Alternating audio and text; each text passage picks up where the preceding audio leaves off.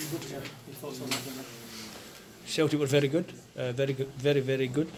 They obviously started quicker than us, got their noses in front, and we lost our shape a little bit, lost our discipline a little bit. Celtic were quicker than us, they looked a little bit more alert right from the off. Probably something to do with the fact that they had 7 fresh players, and we were going to the well with the same players. A very similar lineup, especially defenders for me was difficult for my back four today. I thought my 2 fullbacks looked a little bit jaded. Both of them played into the middle of June last year with the Scotland teams. Stuart Finlay dragged himself off the treatment table, no training, just to play to try and help the team. So thanks to Stuart for that.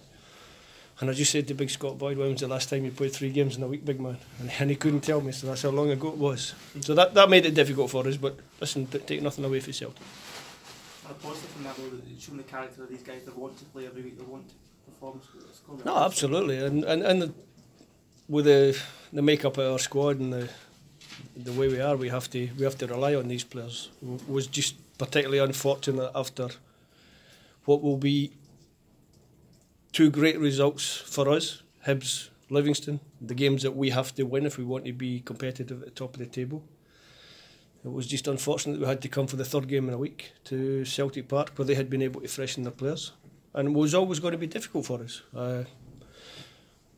But we'll learn from it, we'll learn our lessons, and we'll make sure that the next time we come back here, we do a little bit better. You could have been forgiven, Steve, for going to damage limitation at half time, but you didn't do that. It says a lot. No, at half time is actually quite an easy team talk when you're, believe it or not, when you're losing 4-0 at home, 4-0 away from home is just to ask the lads to show the character and the personality that I know they've got.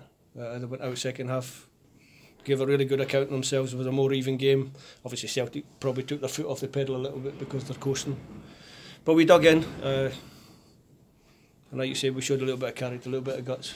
And I said to the lads after the game, these games are not season defining for us. These games against Celtic away, Rangers away, they don't define our season. It's against teams of similar stature to Kilmarnock. That will decide whether we are competitive in the top half or not.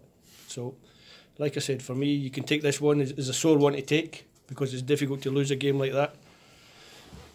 But we'll learn lessons from it, we'll recover from it. And with 6 points from 3 games, it's still a good week for us. And people can't forget that. And I said to the players not to forget that either. You think any of the talk, Stevie, about titles and that get put in? We didn't speak about titles. Nobody at Kilmarnock spoke about titles. With a million questions for you guys, a million people talking out their backsides, if I may say, is not that important for us. We know where we are. We know where we're trying to get to, and we're doing all right. 14 months in, we're doing okay. A lot better than last year when we came to December. I think we've got many more points than we had last year. We've still got 4 games to go, and I've said to the boys, if we can pick up as many points from that as possible, then we can go into the winter break satisfied with the first half of the season. So, like I said, congratulations to Celtic today, but no drama for Kilmarnock. Billy Bowie did talk about doing a Leicester. Did that not make it harder for you? Billy's the owner, he can say what he wants. Pays my wages. So. Billy's entitled to do that. It wasn't just us, it was people at the club. No, he was asked the question by you guys. So you always ask the question, I know what he's like, you try to put words into people's mouths. Billy actually said that very similar to what I've just said, we're very happy with the progress the club's made.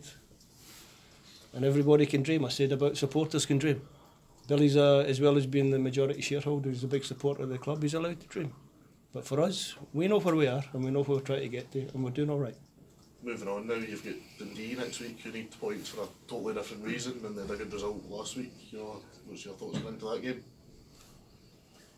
You're asking me half an hour after getting beat 5-1 at Celtic Park what I think of Dundee.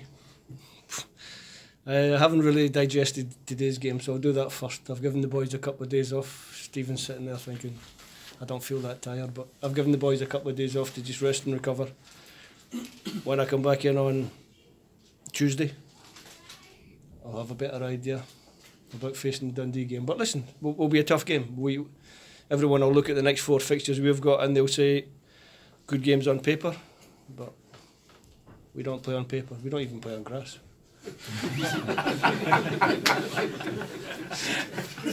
Can I leave you with that one?